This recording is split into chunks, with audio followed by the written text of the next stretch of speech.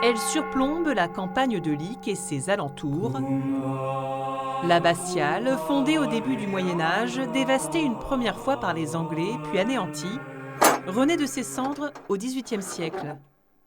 1000 ans d'histoire, menacée aujourd'hui par la vétusté de l'édifice.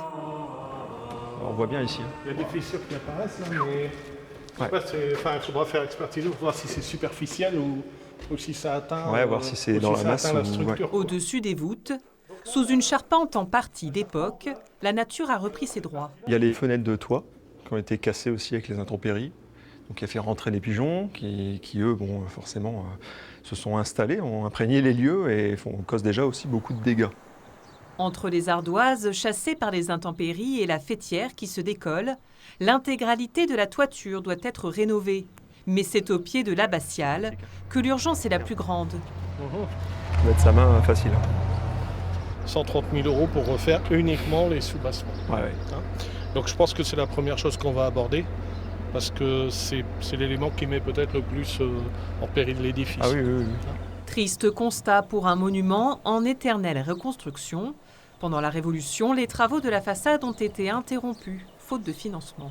Là, on voit les sculptures des chapiteaux et d'un bas-relief ici. Donc on voit que tout est terminé pour cette partie.